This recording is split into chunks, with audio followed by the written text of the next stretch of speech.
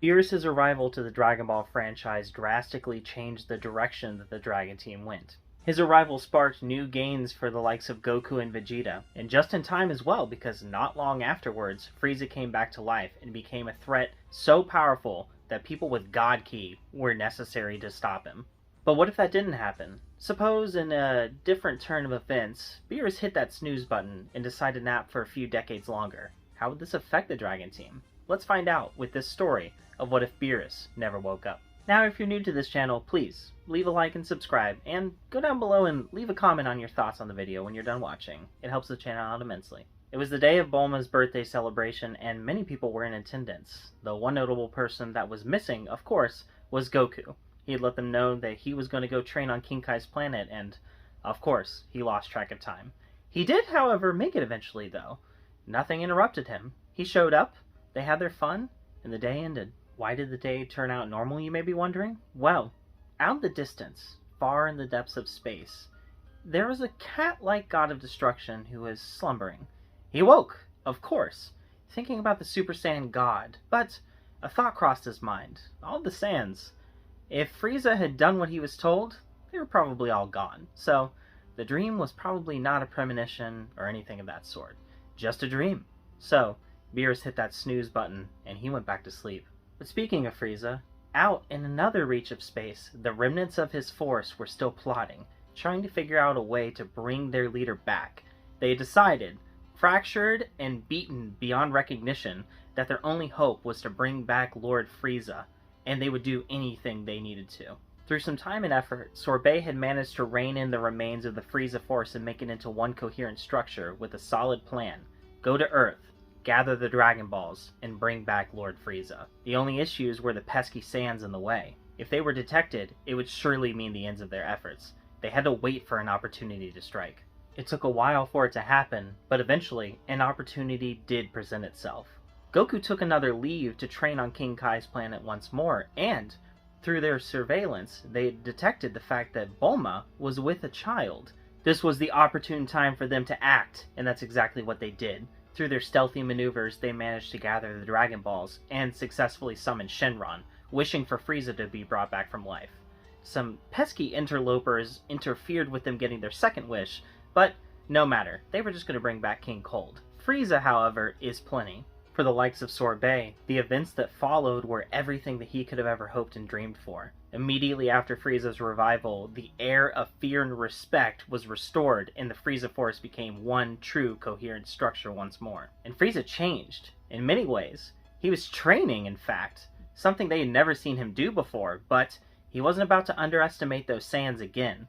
For months, he trained until he unlocked a new form, the form of Golden Frieza. But Frieza's return didn't go unnoticed to the Dragon Team. Jocko, the Galactic Patrol Super Elite, showed up bearing information and trying to scamper away from there. They didn't let him, however. They made him stay. Being forced to stay, Jocko was desperately looking for powerful allies. He asked about Goku's whereabouts, and they all remembered that he was at King Kai's planet. They called for King Kai. He answered, and they filled them in on the information. Goku immediately came back. Curse that Frieza Force!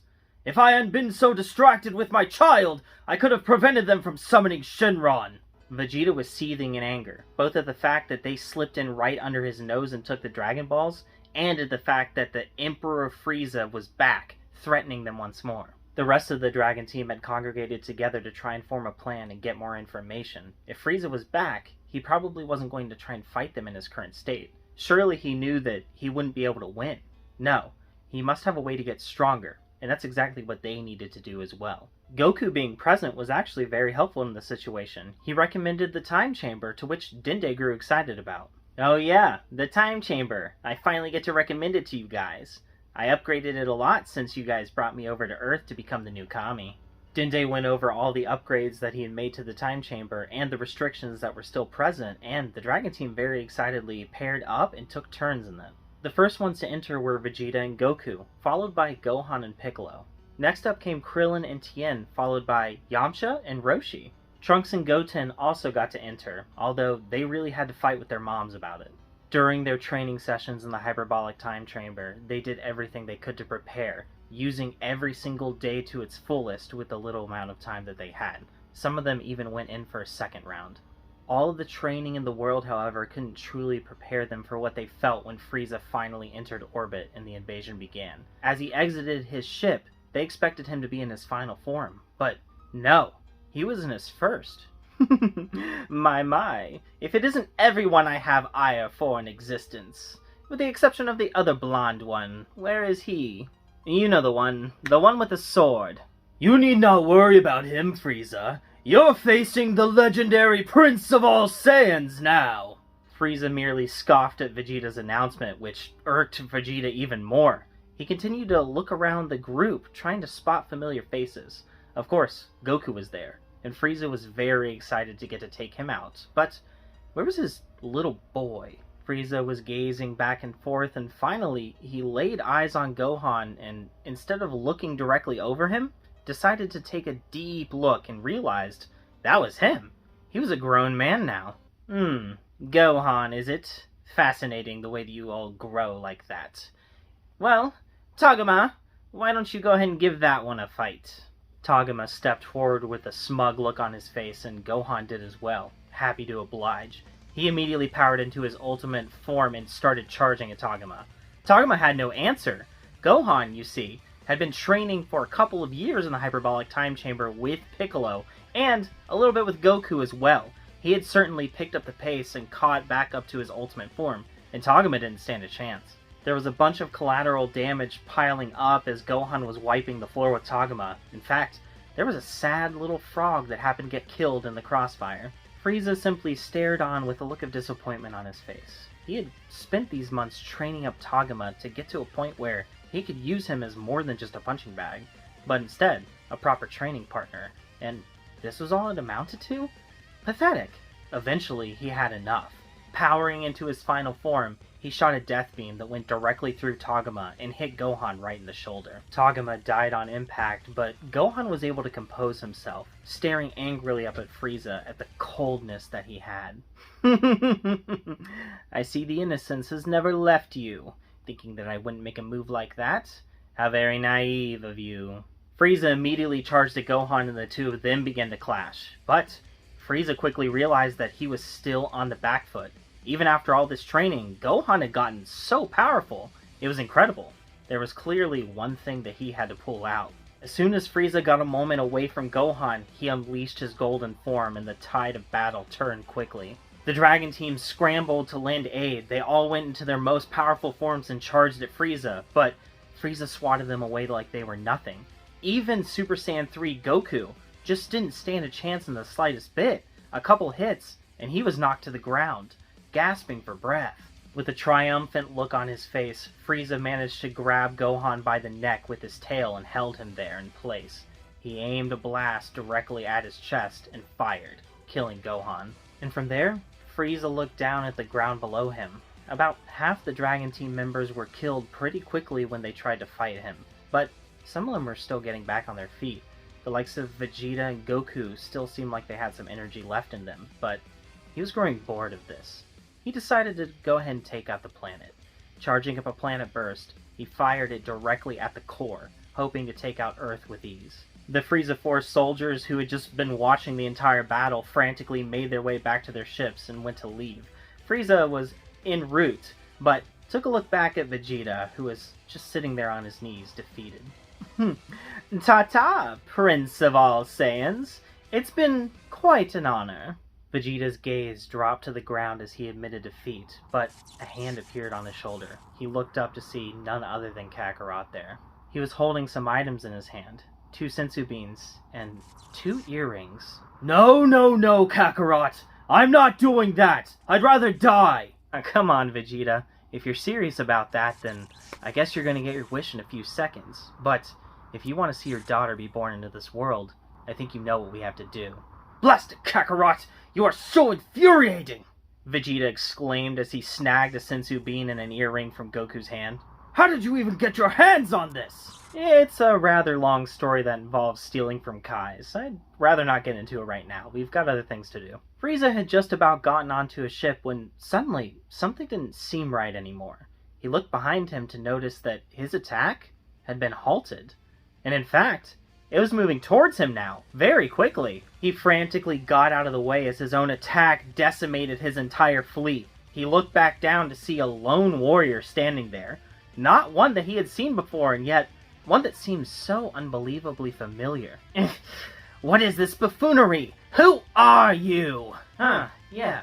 I guess you have been dead the entire time that we were doing fusions. I took this form once when I fought Majin Buu, and I guess I accepted the name Vegito when it happened. Majin Buu, you say? My father warned me years ago not to cross paths with Majin Buu. You're telling me you defeated him? I don't believe you. Frieza was starting to get an odd feeling in his stomach.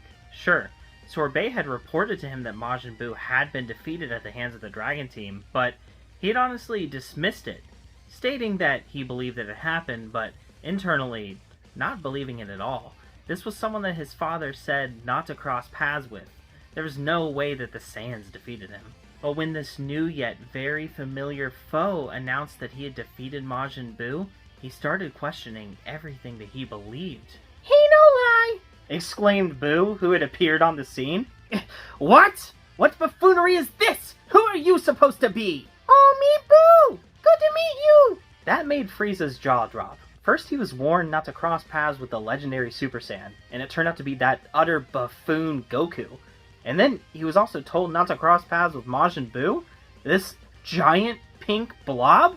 Absolutely absurd! But he didn't have a lot of time to think about it because Vegito was in a Super Saiyan 2 state and was raring for action. He charged into battle, with Buu actually backing him up, and the two of them combined were giving Frieza a heck of a fight. There was some absurd combos going on as well that really caught Frieza off guard. At one point in the battle, Buu got completely impaled by Vegito's Spirit Sword, with the sole intent of it hitting Frieza too, and it successfully connected, albeit barely. It was moves like that that constantly kept Frieza on his toes. This Majin Buu figure seemed to just be able to regenerate from anything.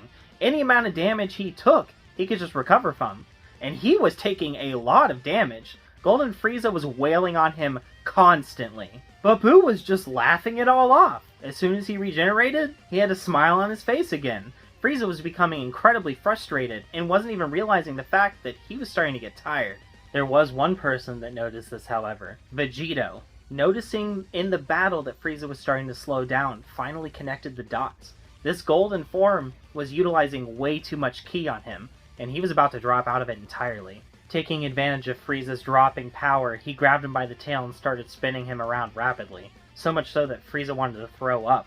He was released and careened directly into a cliffside, and Vegito was on him immediately. Vegito was successfully landing punch after punch, and Frieza didn't understand how he wasn't able to defend anymore. Eventually, though, he finally raised up his arms to try and block something and realized he wasn't in his golden state anymore. He was back down to his regular final form. It was in that moment that Frieza contemplated destroying the Earth from directly underneath their feet, to snuff out their lives and the smugness that had overcome them as they had realized they could even overcome the mighty Golden Frieza. But he didn't even get the chance. Before he could lay his hands onto the Earth, he was kicked very high into the sky. Frieza was so weak, he couldn't even stop what was coming. From underneath him, he heard the words being muttered from Vegito.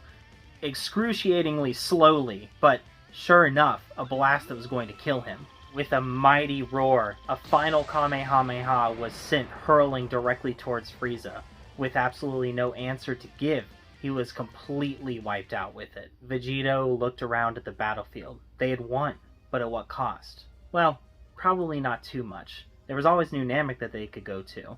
They could always bring everyone back, so that wasn't too big of a worry. But then he looked down at his hands and realized he was destined to be a completely fused being, entirely unable to... Wait, and then he defused. What? Exclaimed Vegeta. It's a miracle! And with that, our story ends. So what do you guys think? I thought that this would be a neat one-off story. I originally decided that I was going to make it 2 parts, but when I started to record, it just happened. And I thought, you know what? Let's go ahead and end it right here and now, in one complete story. If you're new to this channel and you wanted something a bit longer, check out this. It's a 5-hour-long full Z story of what if Raditz fought Goku at Kame House. Trust me, I made the story very different from the original. I'll catch you guys over there, and don't forget to leave a like and subscribe. Bye.